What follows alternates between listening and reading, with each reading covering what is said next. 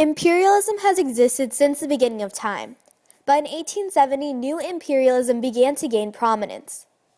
New imperialism differed from old imperialism in that new imperialism was focused on creating spheres of influence and imposing cultures on the newly conquered territories.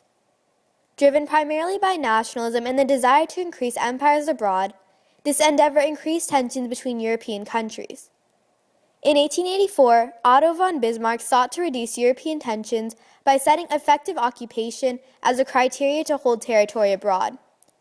The scramble for Africa was by far the most spectacular manifestation of imperialism. I spent the first half of my career trying to unite Germany with blood, sweat, and iron, and my only aim in life is to maintain the peace between you great European powers. And your actions in Africa have disgusted me. But I thought you didn't care about Africa. I don't. I just don't want another European war. South African imperialism began with the Congress of Vienna in 1815, by which South Africa came under British rule and would create a struggle for independence from the Dutch settlers called the Boers. Their actions towards moving away from British rule began with the Great Trek to the northern parts of the Transvaal.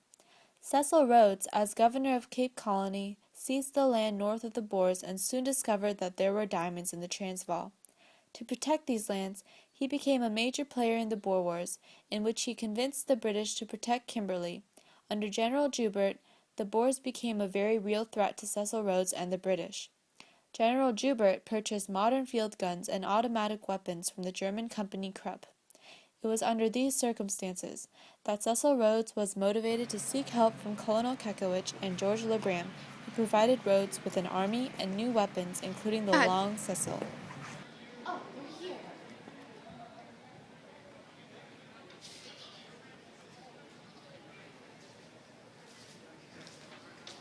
Hello, General Kekewich. I heard of your situation. Most of my soldiers are De Beers employees, and so I'd be obliged to help guard Kimberley. Excellent. But who is this man that you've brought with you? I brought the top engineer within my garrison to show you his latest invention, which we will use while defending Kimberley against the Boers. This is my Long Cecil. This will surely put Krupp's weapons to shame. General Joubert has nothing on this baby. Okay then, General Kekewich. Take half your battalion to the North Lancaster Regiment and make sure to block off the advancing Boers. I trust you. The Boer War of 1899 to 1900 proved to be utterly devastating to both armies.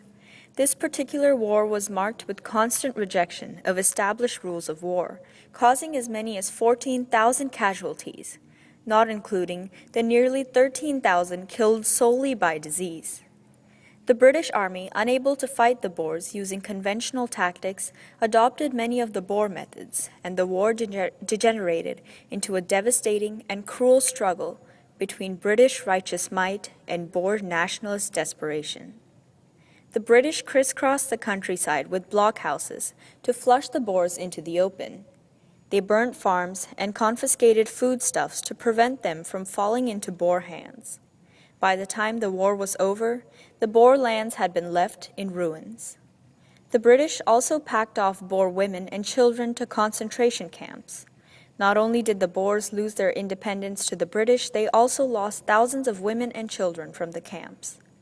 Also, thousands of native South Africans lost their lives in a war that had nothing to do with them.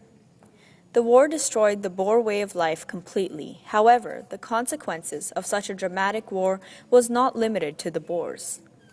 The war had devastated the Afrikaners economically and psychologically.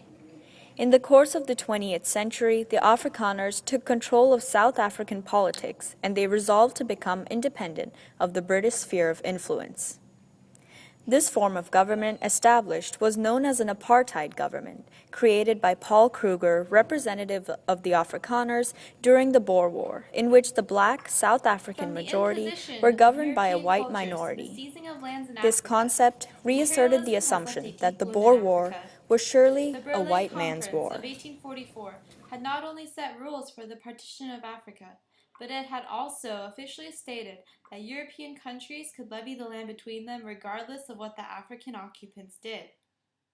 The Boer Wars are examples of reactions from African tribes, and their losses foreshadowed what was to become of Africa. The White Man's Burden by Joseph Rudyard Kipling and his tale of British imperialism, The Jungle Book, exemplified the ideas held by Europeans that it was their duty to civilize third world countries.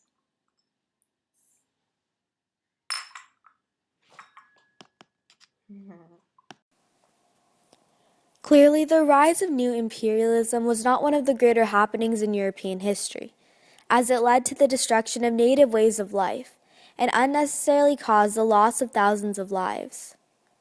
The colonial disputes it brought about were one of the contributing factors to the outbreak of war in 1914.